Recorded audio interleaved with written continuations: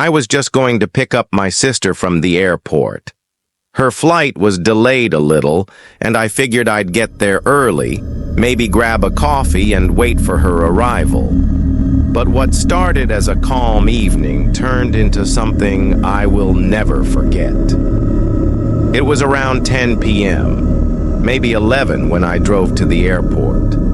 I had received a text from my sister that her flight was running late, but that wasn't a problem. I always arrive early when picking her up. I parked the car in the long-term lot and headed inside. The airport was nearly empty, with a few lone passengers walking with their heads down. The quiet was almost unsettling for a place that's usually bustling. I went over to check the updated flight information on the monitors, confirming my sister's plane would land in about 20 minutes.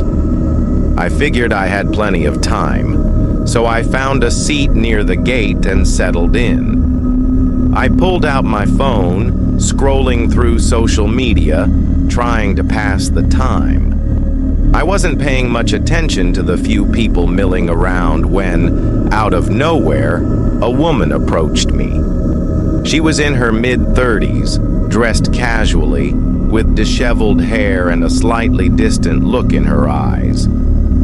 She asked me how to get to the city from the airport. I told her it was just a short drive, maybe 5 minutes, and gave her some simple directions. She thanked me and turned to walk away. It wasn't a big deal. I didn't think much of it at the time, just someone asking for directions. But then, as I went back to my phone, something strange happened. A few minutes passed, and I felt the hair on the back of my neck stand up. Something was wrong. I looked up, and there she was. She wasn't walking away anymore. She was standing across the room, staring directly at me. It was unsettling. My eyes darted around the room, but she wasn't looking at anyone else, just me. She was a long distance away, standing near a seating area, but her gaze didn't waver. I looked down at my phone, trying to shake off the strange feeling. Minutes passed. Then, I looked up again. She hadn't moved. She was still standing there, still staring at me. It was almost like she was waiting for something. It was too odd to ignore now. I couldn't understand why she would just stand there and stare. As I tried to refocus on my phone, the unease in my chest grew. I kept glancing over at her, and every time I did, she was still standing there. It's one of those feelings you get when something's just off, but you don't know exactly what it is. It felt like she was watching me, but not in a curious way, in a way that was almost too intense. And then, just as quickly as she'd arrived, she seemed to snap out of her trance. She moved away, but not before one last look. She didn't leave the airport, though. I kept seeing her moving around, walking aimlessly, but still, watching me from a distance. Finally, after what felt like forever, my sister's flight landed. I rushed over to the baggage claim area to meet her. We exchanged greetings, and I loaded her bags into the car. I tried to shake off the odd experience with the woman, but I couldn't get it out of my head. We walked out toward the parking lot, chatting casually, and I was grateful to be leaving the airport. But then, as we reached the parking lot, I froze. There she was again, the woman. She was standing by a lamppost watching me. My heart skipped a beat. How was she here? I thought I had seen her leave the airport earlier. I looked around, but the lot was empty except for a few scattered cars. I turned to my sister. "I think we're being followed," I whispered. My sister, of course, didn't see the woman, but I was certain. There was no way this could be a coincidence. We started walking faster, heading toward my car. I kept glancing back. The woman had started walking too, keeping a considerable distance but following us. I was starting to feel uneasy now. What did she want from me? I had no idea, but I couldn't just ignore her anymore. I was at the edge of my patience, so I turned around. "Hey!" I shouted, my voice a little shaky. "Is there something I can help you with?" But the woman didn't stop. She just looked at me, expressionless. For a moment, I thought she was going to keep walking. But then she did something I didn't expect. She ran. She sprinted away, disappearing into the dark end of the parking lot. I stood there, stunned. I didn't know what to make of it. I glanced at my sister, who was just as confused as I was. We continued walking to my car, and as we reached it, I couldn't shake the feeling that something wasn't right. Just as I started the engine, I noticed headlights in my rearview mirror. It was her. She was driving a pickup truck, aggressively speeding toward us. I wasn't sure what to do, but my heart started racing.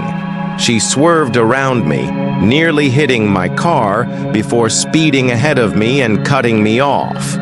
I tried to stay calm, but my grip on the steering wheel tightened. I made a quick turn out of the parking lot, hoping she wouldn't follow. But no, she turned as well. She was tailing me, following me down the road, her headlights like a pair of glaring eyes in my rear view. My palms were sweating. I glanced at my sister, who was freaked out now. I took another turn, but this time the woman seemed to lose control of her truck.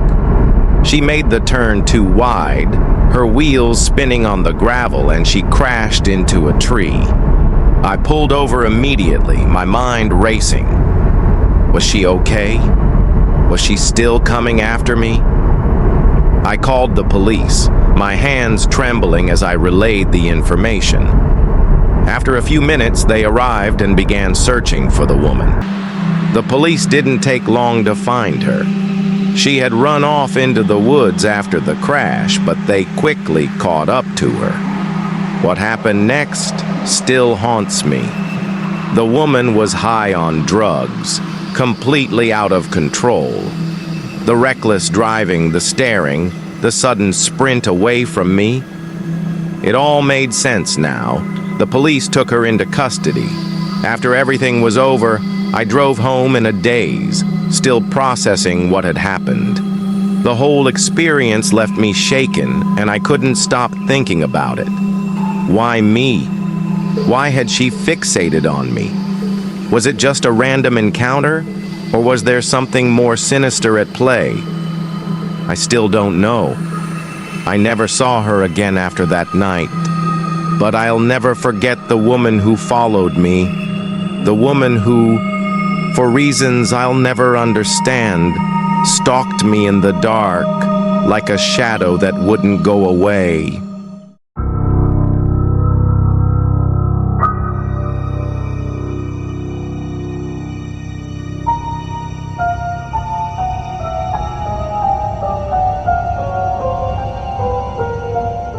It was a regular morning.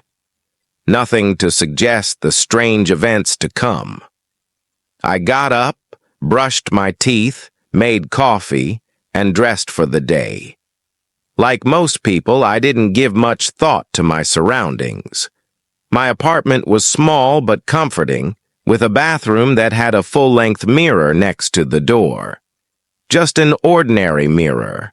Something I'd passed by every day without giving it a second thought. But that morning, I had this strange feeling as I stood in front of it. It was brief, just a flicker in my chest, a sense of unease. Nothing major. I looked into the mirror, adjusting my shirt. The reflection was perfect. It was me. And yet, it wasn't. The first oddity came just a few days later. I was getting ready for work, standing in front of the bathroom mirror, my usual routine. I noticed something out of place, though. A shift. I couldn't put my finger on it at first, but something was off. My reflection seemed a fraction of a second behind me. I paused, waiting. No change. The flicker. The lag. It was as if the reflection couldn't keep up with me. When I moved, it didn't mirror me immediately. It was subtle. Too subtle. It left a chill running down my spine. I ignored it. Just a trick of the light, I thought. But it wasn't. After that, things began to get worse. The mirror felt different. There were times when I could almost swear I saw someone behind me standing just beyond my line of sight. At first, I thought it was a trick of the lighting or my eyes playing tricks.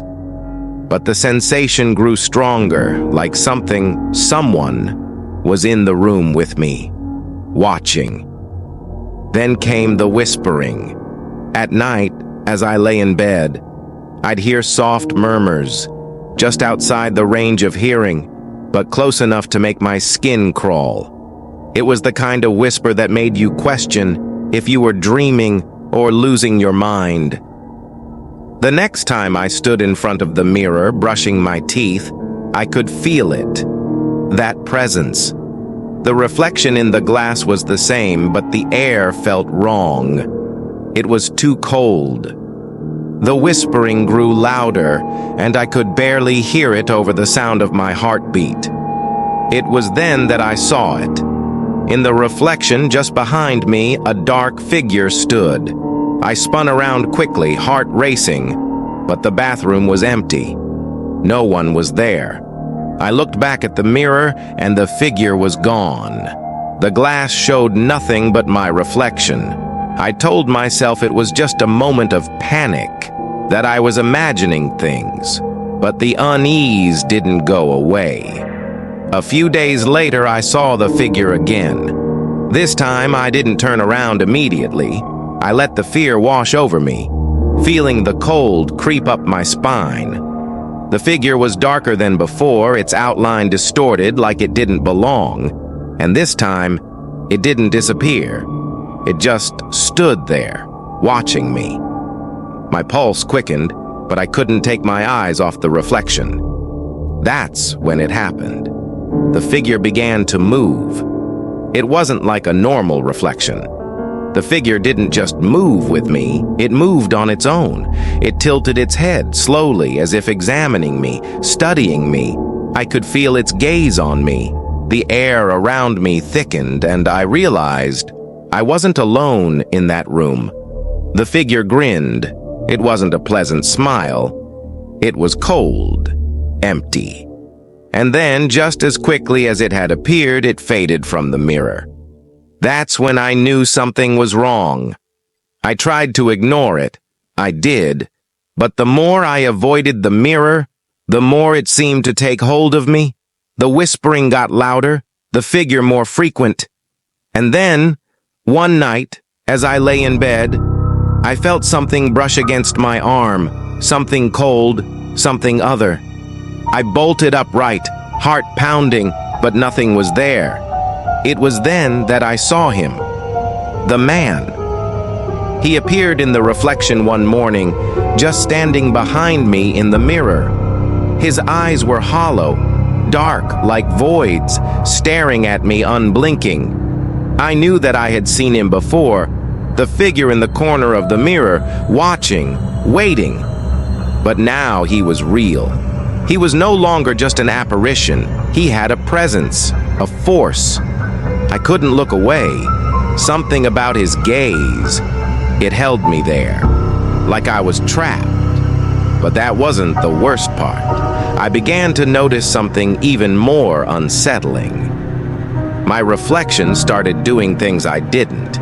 The figure, the man, he wasn't just mimicking my movements anymore. He started doing his own thing. I'd see him in the mirror when I wasn't even near it. I could feel him standing in the bathroom, his gaze searing through the reflection. The moment I walked past the mirror, he would follow me, always behind me. I started to wonder if he was real, if he was there.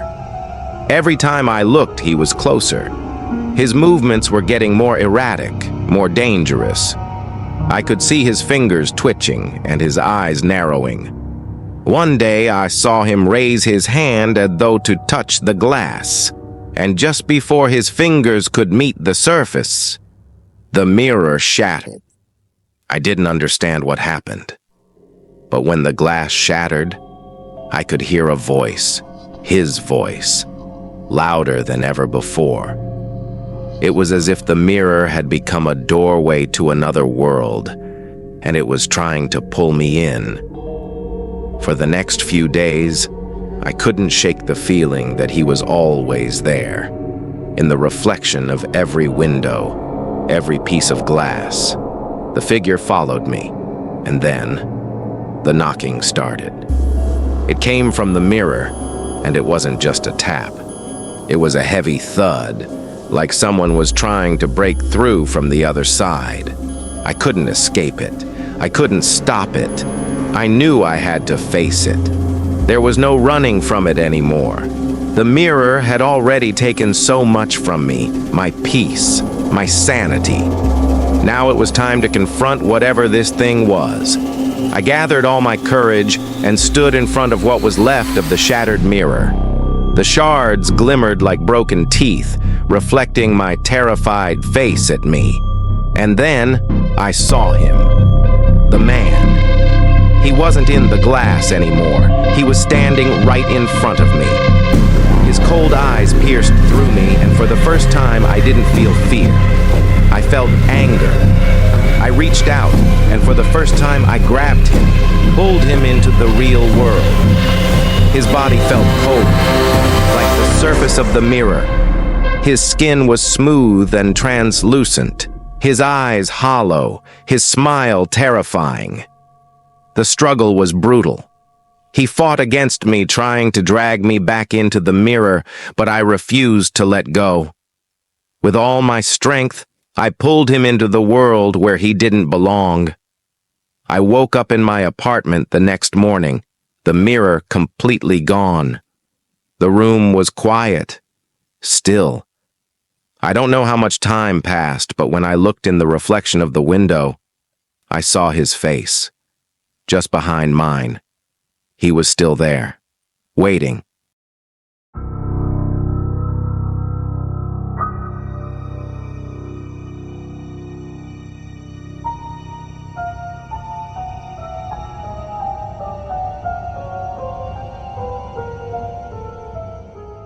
It was a normal Tuesday evening. I was on my way home from work, nothing unusual.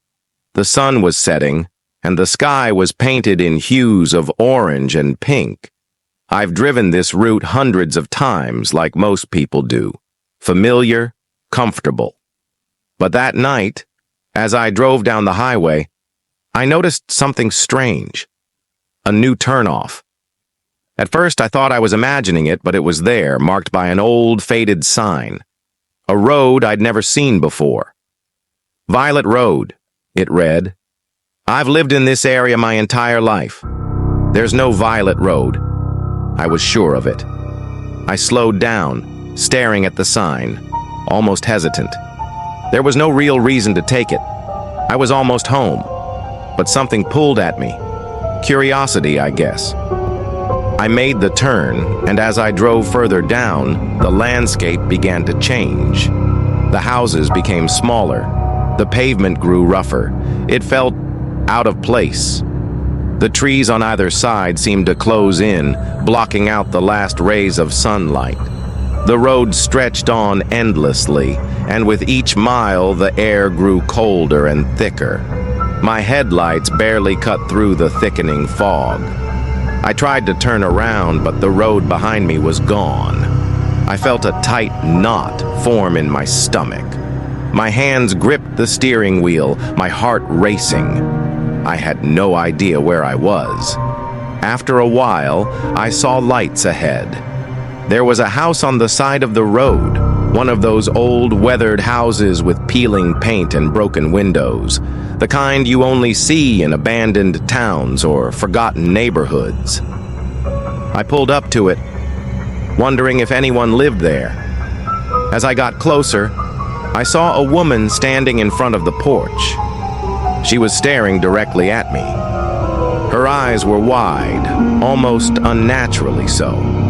She didn't blink, and there was something about her posture that felt wrong. It was stiff, as though she had been standing there for years. I stopped the car a few yards away. The woman didn't move. She just stared. I considered driving past, but something stopped me. Maybe it was the eerie stillness, or maybe I just needed answers. I got out of the car and approached her. As I walked closer, I noticed her clothes, tattered, as though they hadn't been changed in years. Her face was pale, and her hair hung in matted clumps. Her skin was thin and paper-like, almost as if it would tear if touched. I asked her if she knew where I was, but she didn't respond. She just continued to stare, her unblinking gaze piercing through me. "Are you lost?" I asked again, voice trembling. She took a slow, deliberate step toward me. Her mouth opened, but no sound came out at first. Then she whispered, her voice barely audible, "Get off the road." The hairs on the back of my neck stood up. "What do you mean?" I asked, now more confused than scared. Her eyes locked onto mine, and in that instant, I felt the overwhelming urge to run. But before I could move, her voice came again, this time much louder. "You're not supposed to be here." I turned, ran back to my car, and slammed the door behind me. I didn't look back. I had no idea what I was dealing with, but I knew I needed to leave. I started the car and accelerated down the road, heart pounding. But something was wrong. The road didn't seem to end. I drove for what felt like hours, but there was no sign of a turn, no exit, no end to the winding path. The same trees, the same fog. And then, in the distance, I saw something. Lights. Bright, harsh lights. I drove toward them, hoping they'd lead me out of this nightmare. But as I got closer, I saw it. Another house. It was the same house. The same woman was standing on the porch, staring at me. Her eyes wide with that same eerie expression. I panicked and slammed on the brakes. My hands were shaking, and the fog was thicker now, swirling around the headlights. I didn't know what to do. Should I turn around, drive through the fog, and hope for the best? Before I could make up my mind, I saw him. A man appeared on the road in front of me. His silhouette was barely visible, and he was walking toward the car slowly, methodically. His steps were measured, almost like he was counting them. I could feel my heart in my throat. There was something about his gait. It wasn't human. It wasn't right. I honked the horn, hoping he'd move, but he didn't flinch. He just kept walking closer, his eyes locked onto mine. I didn't wait to find out what would happen next. I threw the car into reverse and backed up as fast as I could. But the man didn't move. He stood right in the middle of the road, his eyes glowing in the headlights like two spots of fire. I kept reversing, faster and faster, until the man was nothing but a dark shape in the distance. I turned the car around, and for a brief moment I thought I was free. But then the trees started to whisper. At first it was just a rustling, but soon the whispers became words. Low, guttural whispers circled me, urging me to turn back. I tried to block it out, but the voices grew louder. They were in my head now, drowning out my thoughts. They wanted me to stay on the road. They wanted me to never leave. As I drove on, the fog seemed to clear for a moment, and I saw a sign. I slammed on the brakes, my eyes wide with disbelief. The sign read, "Violet Road." How could that be? I had just come from there. I should have been miles away from that cursed place. I looked in the rearview mirror. The road behind me was gone. It was like it had never been there at all. And then it hit me. Violet Road wasn't just a street. It was a place. A place that existed only for those who had forgotten it. And once you found it, you couldn't leave. I kept driving. The road never seemed to end, but something inside me snapped. I was tired of the whispers, tired of the feeling that something was watching me from the trees. I floored the gas pedal, my car roaring through the fog. And then I saw it. A break in the trees. A glimpse of the real world beyond the road. With a final push, I broke through the fog, and the road behind me disappeared. When I got home, I didn't speak to anyone about it. No one would have believed me. They wouldn't have understood. But I never took the same route again. And every time I pass by that old stretch of road, I swear I see the faint outline of that house, standing in the distance, waiting. If you ever see a road you don't recognize, don't turn down it. There's a reason it's not on the map.